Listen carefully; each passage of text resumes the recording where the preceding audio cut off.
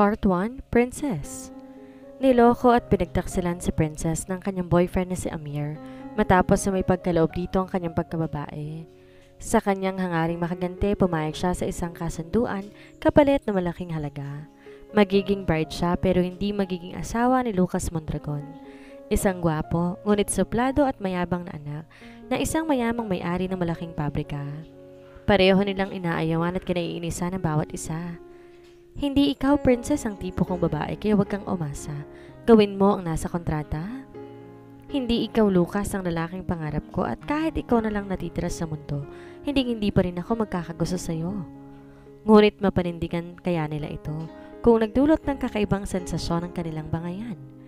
Paano kung maling magbabalik ang dating nobyo ni Princess at desidido tong bawiin siya? Alin ang mas matimbang sa puso niya?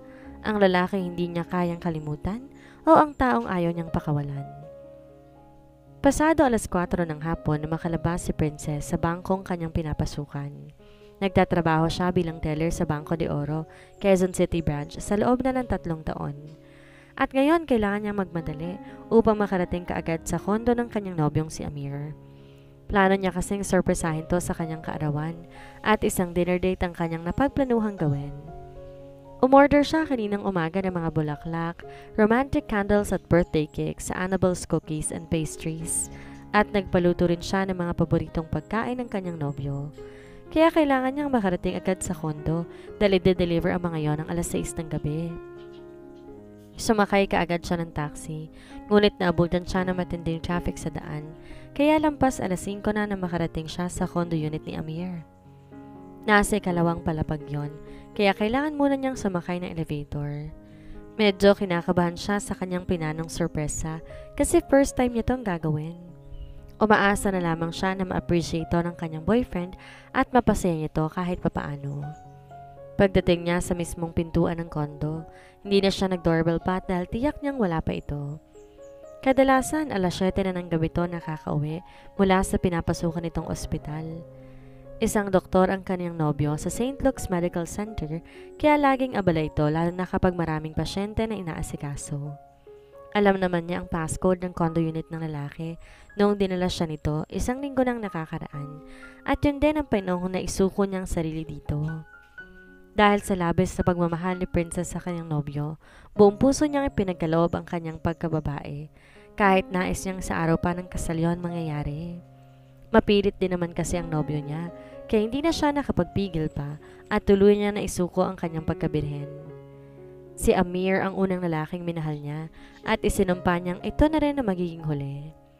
Mahal na mahal niya ito at nangako siya sa kanyang sarili na hindi siya mag-aasawa kung hindi rin lang ito makakasama niya. Mahal din naman siya ni Amir pero kahit minsan hindi siya nito inalok ng kasal. Kaya naisip niya na baka hindi pa handa ang lalaki kaya maghihintay na lamang siya kung kailan to magpo-propose. At sa isip niya siguro nga nagbabaka sakali din tong alokin siya ng kasal dahil alam nitong may mga kapatid pa siyang pinag-aaral sa probinsya. 25 years old si Princess at 3 taon lang ang tanda ni Amir sa kanya.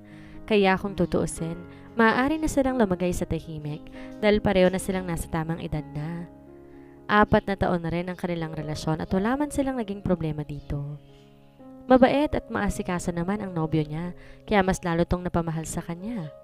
Lagi siya nitong sinosorpresa tuwing may espesyal na okasyon kagaya ng birthdays, monthsaries at anniversaries. Kaya ngayong kaarawan nito, siya naman ang magbibigay ng sorpresa.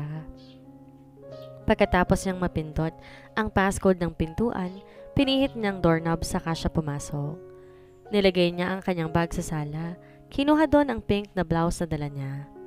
Pumasok siya ng banyo para magpalit ng kanyang uniform. Saglit na inayos ang sarili at naglagay pa ng konting pabango saka ito lumabas. Pagkatapos, kinuha niya ang puting tablecloth na bagong bili niya sa mall kahapon at inilagay ito sa mesa. Habang patuloy siya sa pag-aayos, bigla siyang natinginan na makarinig siya ng lagaslas ng tubig. Huminto siya saglit sa kanyang ginagawa upang mapakinggan niya ito na maayos. Lagaslas nga ng tubig ang kanyang naririnig at para nanggagaling sa banyo ni Amir.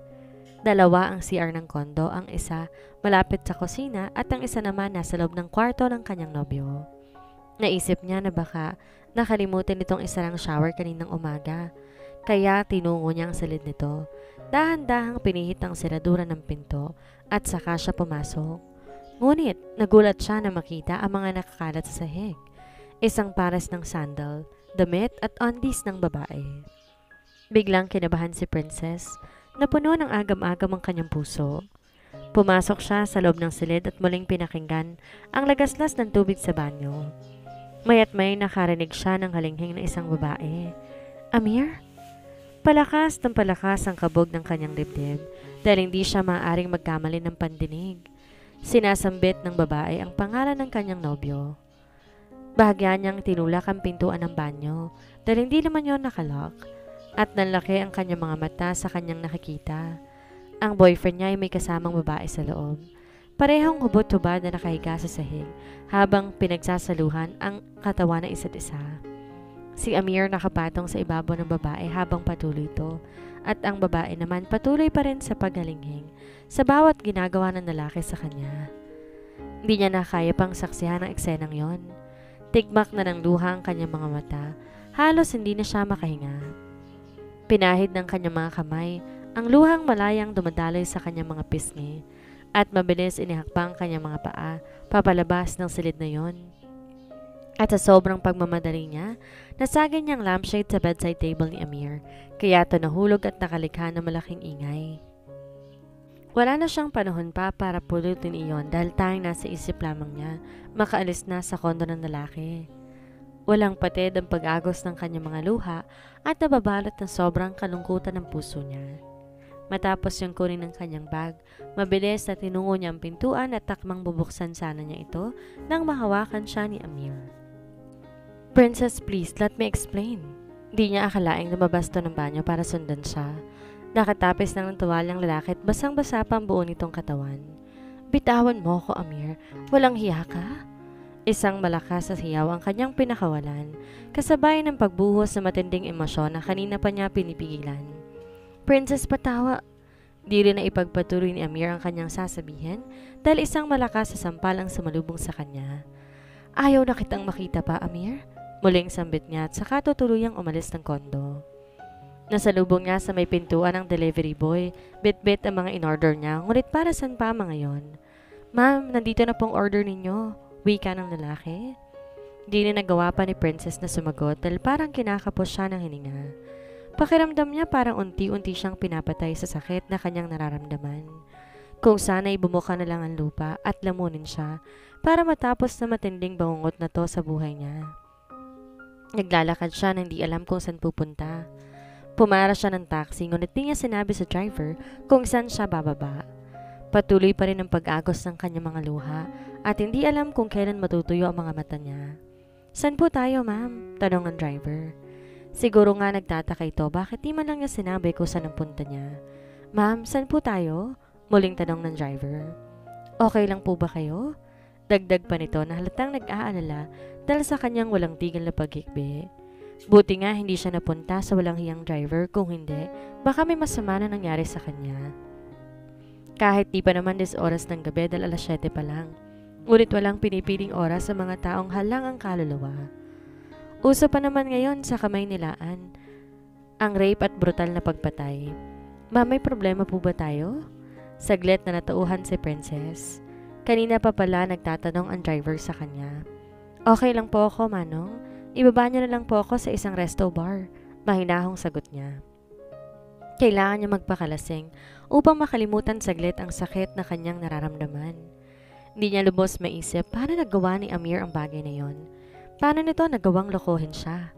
Nasayang lahat ng plano niyang sorpresa dahil siya pala ang higit na masosorpresa.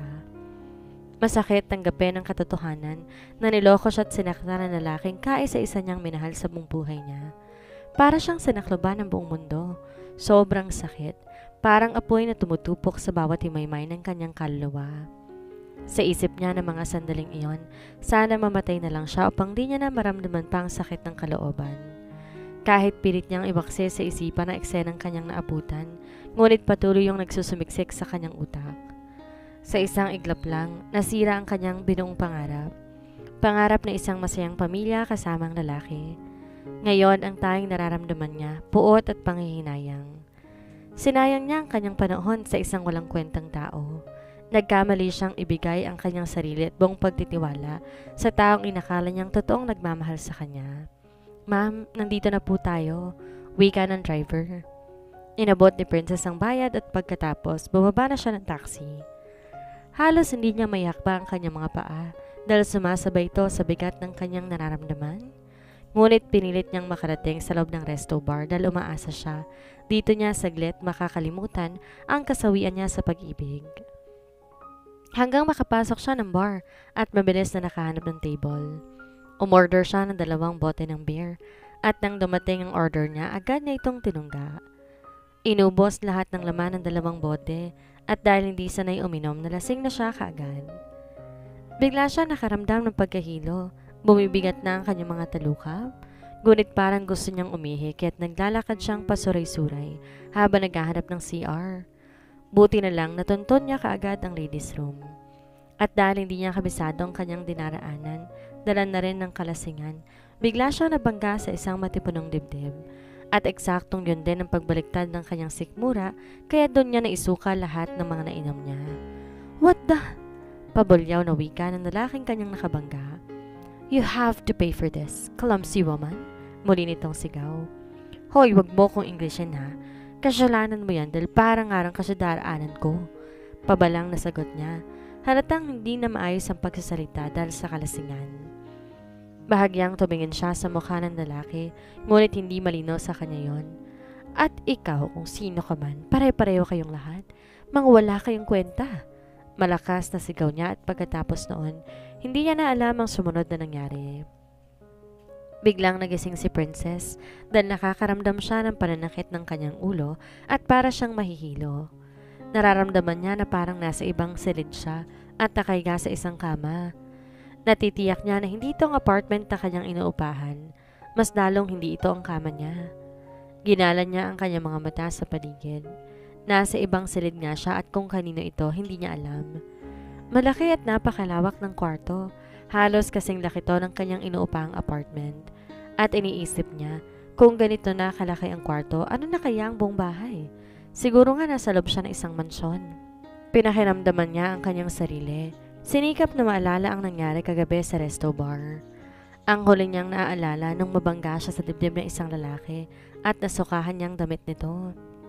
Pagkatapos noon, tuluyan na siyang nakalimot. At nang matanto niyang iba ang damit na suot niya ngayon, bigla siyang nakaramdam ng kaba sa dibdib. Nakapajama at naka-sweatshirt lang siya. Wala naman sa tabi niya ang mga damit na sinuot niya kahapon. Wala namang masakit sa katawan niya kaya't natitiyak niya hindi siya na-rape. Maya-maya bumukas ang pinto. Pumasok ang isang maedad na babae na sa tingin niya nasa mga 50s na. Nakangiti itong lumapit sa kanya at may dala tong isang paper bag. Magandang umaga po, ma'am. Narito na po ang mga damit ninyo. Bagong laba at plansya na po ito. At saka ma'am, pinatatanong po ni sir kung okay na po kayo. Sabi ng babae. Okay na po ako. Natigilan siya dahil hindi niya alam kung anong itatawag niya sa babaeng kausap. Ako si Martha. Tawagan niyo na lang po akong Manang. Ito ang tawag nila sa akin dito. Ako kasi ang pinakamatanda sa bahay na to. Nakangiti ang sagot nito. Okay na po ako, Manang. Pero matanong ko lang po, kanino pong bahay to? Nasa bahay po kayo ni Sir Lucas Mondragon, ma'am. Siguro po, ma'am, first time niyo pong makapunta dito sa bahay ni Sir Lucas. Hindi kasi nagdadala ng babae si Sir. Kayo pa lang po ang dinala niya rito. Wika ng katulong na parang may ibig sabihin. Ako po si Princess. At wag niyo na lang din po akong pupuin kasi bata pa po ako. Nakangiting wika niya. Ngumiti din si Aling Martha pero sinabi nito na hindi niya maaaring tawagin sa pangalan lang ang girlfriend ng kanyang amo. Nabigla siya sa kanyang narinig. Girlfriend? Paano siya naging girlfriend ng isang Lucas na hindi niya nga ito kilala? Maaari na po kayong maligo, ma'am. Kanina pa po nakanda ang banyo at naroon na rin lahat ng mga kakailanganan ninyo. Pagkatapos niyo po, ma'am, maaaring na kayong lumabas dahil naghihintay na po si Sir Lucas sa mesa. Tsaka ma'am, may bago po palang damit na kasama sa mga tinupi ko. May undies din po. Nakangiting sabi ni Aling Martha. Salamat po, Manang. Buong galang na sagot niya. Tumango lang ang ginang pagkatapos lumabas na ito ng kwarto at maingat na isinara ang pinto. Tumango siya at bahagyang nagunat ng mga braso. Pagkatapos ay pumasok na siya ng banyo. Napakaganda ng bathroom at napakalinis pa. May hot and cold shower at may bathtub sa loob. Kompleto na rin to sa lahat ng mga gamit pampaligo. Sa isip niya, napakayaman pala ng Lucas na ito. Kinuha niya na ang toothbrush at nakalagay sa wall-mounted na bathroom shelf, nagsimulang magsipilyo. Binuksan niya ang hot shower at nagsimulang maligo. Tumingin ulit siya sa kanyang wristwatch. Napakabilis nga ng oras dahil nagising siya pasado alas 7 at ngayon malapit na rin mag alas 8 kaya kailangan niyang magmadali at baka malate pa siya sa trabaho. Medyo masakit pa ang ulo niya ngunit kailangan niyang pumasok dahil hindi naman siya sanay umabsent. Habang patuloy siya sa pagsabon sa buo niyang katawan, biglang sumagi sa isipan niya ang panloloko ni Amir sa kanya. Hanggang ngayon, sobrang masakit pa rin sa puso niya ang ginawa ng kanyang dating nobyo. Dahil dati, bahagi na lang to ng kanyang nakaraan na ayaw niya na sanang maalala pa, ngunit ayaw din mag-cooperate ng kanyang utak. Patuloy pa rin sumisiksik sa kanyang isipan ang napakasakit na tagpong iyon. Unti-unti na namang tumulo ang luha sa kanyang mga mata. Tumigil siya saglit sa pagsabon sa kanyang buong katawan at tiningala saglit ang ulo niya para mapigilan ang muling pagpatak ng kanyang mga luha. Ayaw na niyang maalala pa si Amir. Kailangan niya nang mag-move on. Sapat na ang isang gabing nagpakalasing siya dahil dito at hindi na to mauulit pa. Ayaw niyang sirain ang kanyang buhay dahil sa isang walang kwentang lalaking katulad nito. Marami pa siyang mga pangarap sa kanyang pamilya sa probinsya. Pinapag-aral pa niya isa niyang kapatid sa kolehiyo at ang isa sa high school. May sakit ang kanyang ama kaya hindi na makapagsaka sa bukid. Ang ina naman niya konti lang kinikita sa paglalabada at hindi sapat para sa kanilang pang-araw-araw na pangangailangan. Buti na lang at nakapasa siya noon sa scholarship sa UP Diliman. Kaya nakapag-aral siya ng kolehiyo. Kaya't sinikap niya na makapagtrabaho kaagad pagkatapos ng pag-aaral. At dahil maganda naman ang school records niya, natanggap agad siya bilang teller sa Bangko de Oro. Di nga naman kalakihan ang sweldo pero kahit paano makakatulong na rin sa kanyang pamilya. Iisipin na lang niya ngayon ang kanyang pamilya at di na siya kailanman magpapakatanga pa sa pag-ibig.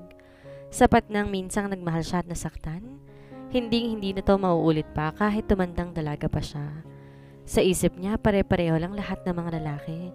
Magaling lang sa umpisa pero pag nakuha ng gusto, saka na rin lumalabas ang totoong kulay. Nang matapos na siyang maligo, tinapis niyang tuwala sa kanyang katawan, habang face towel naman pinampunas niya sa kanyang basang buhok at pagkatapos lumabas na siya ng banyo. At nang biglang bumukas ang pinto, akala niya bumalik si Aling Martha, ngunit natigilan siya. Dahil isang gwapong lalaki bumungad sa kanyang paningin. Maayos ang pangangatawan nito. Halatang palagi ito sa pag-workout. Nakasuot to ng kulay blue na long sleeve at tinupilang hanggang siko. Halatang bihis na ang lalaki at parang handa na tong pumasok sa trabaho o kung anumang pinagkakabalahan nito. Hoy, bakit di ka malang kumatok? Naiinis sa sambit niya. Bakit ang tagal mo? Nanlalamig na yung pagkain kakaantay sa'yo. Kanina pa kumakalamang sikmura ko. Naiirita ding tugon ng lalaki. Natitiyak ni Princess na ito nga ang Lucas na sinasabi ni Aling Martha na amo niya dahil halata naman sa kutis at pananamit nito. At bakit hindi ka kumain? Dala ko ba ang kaldero? What the? Bilisan mong pagbibihis dyan ang kupad mo. Pagalit na uwi ka ng lalaki. O siya, umalis ka na't na makapagbihis na ako? Ani niya. E di magbihis ka, ang arte mo. Nakita ko naman yan kagabi pa. Usal ng lalaki at pagkatapos, ngumisi ito na nakakaloko. Bigla siyang nagulat sa kanyang narinig. Ang ibig sabihin pala kung ganon, ang lalaking to nagpalit ng damit niya. Sinugod niya ito at pinagkahampas ng face towel. Pervert! Sigaw niya dito. Hoy miss, I'm not a pervert ha. And for your information, hindi ako interesado sa'yo. Hindi kita type kaya wag kang assuming. Mas lalo siyang nanggagalaiti sa galit dahil unang-una nasasaling ang pride niya. Aba, maganda yata siya at may pagmamalaki naman siyang sexing katawan. At saka may atraso ka sa akin miss and you have to pay for it. Sabi ng lalaki at pabagsak na sinara ang pinto. Ang rude niya ha, wika niya sa sarili. Bigla niyang naalala na katapis lang pala siya ng tuwalya at nakalantad ang mga hita niya. Ngunit saglit na napaisip kung ano pa kaya ang atraso niya sa lukas na yun at kailangan niya magbayad. Tiningnan niya ang mga nakatuping damit na inihatid ni Aling Marta. Buti na lang wash day ngayon, kaya pwedeng hindi siya magsusuot ng uniforme. Isang kulay pink na 3/4 blouse ang napili niya, pinaresa na itim na slacks na suot niya kahapon. Pagkatapos suklayin ang kanyang buhok, lumabas agad siya ng kwarto. Nakita niya si Aling Marta, nakaabang pala sa kanya sa labas, at sinamahan siya nito papunta sa kusina. Nasa ikalawang palapag pala sila at kailangan pa nilang dumaan sa hagdan papunta sa unang palapag. Mas lalo siyang namangha sa laki at ganda ng bahay, lalo na makarating sila sa first floor. Maayos ang disenyo ng buong bahay at puro mamahalin na mga kagamitan. Sige ma'am, tumuloy na po kayo. Naghihintay na po si Sir Lucas sa mesa. Dito lang po ako ma'am at baka may pag-uutos pa si Sir, sabi ni Aling Marta. Tumuloy siya sa paglalakad hanggang makarating siya sa pagkainan. At hindi nga siya nagkamali dahil ang laking pumunta sa kwarto kanina ay siyang may-aring nitong napakalaking bahay, si Lucas Mondragon. Umupo ka dyan at nang makakain na tayo. Pabagsak na utos sa lalaki. Wala man lang tong sense of gentleness. Nasa isip niya, ganito pala siguro ang mga mayayaman, nawawala na ng GMRC sa sarili. Tahimik lang na kumakain ng lalaki na hindi man lang to tumitingin sa kanya. Oh, pati ka pa kumakain dyan. Bilisan mo at ihahatid pa kita sa bangkong pagtatrabahuhan mo. Natigilan siya at inisip niya na baka nagkamali lamang siya ng pandinig. Ihahatid daw siya ng lalaking kaharap niya sa bangkong kanyang pinapasukan. At bakit naman? Tanong niya sa kanyang sarili. At paanong nalaman nito na sa bangko siya nagtatrabaho? Siguro nga hinalungkat nito ang pitaka sa bag niya nang mawalan siya ng malay. At nakita doon ang ID niya. Gago talaga itong tao na to ah. Usal niya sa kanyang sarili. What are you murmuring about? I said, kumain ka na. Pabagsak ang tono ng boses ng lalaki. Agad naman siyang tumalima at baka mahuli siya sa trabaho. 9:00 magbubukas ang Bangko de Oro, kaya dapat 8:30 pa lang nasa loob na siya ng bangko. Pagkatapos niyang kumain, tumayo siya at sinamahan naman siya ni Aling Marta sa sala. Saglit na nag-ayos sa kanyang sarili sa harap ng malaking salamin at naglagay ng lip tint at konting pulbo sa kanyang pisngi. Pagkatapos, sinuklay niya ulit ang kanyang buhok at hinayaan lang niyang nakalugay iyon kasi basa pa naman. Hindi niya alam na nakamasid lang sa kanya si Lucas Mondragon na para bang pinag-aaralan ang bawat kilos niya.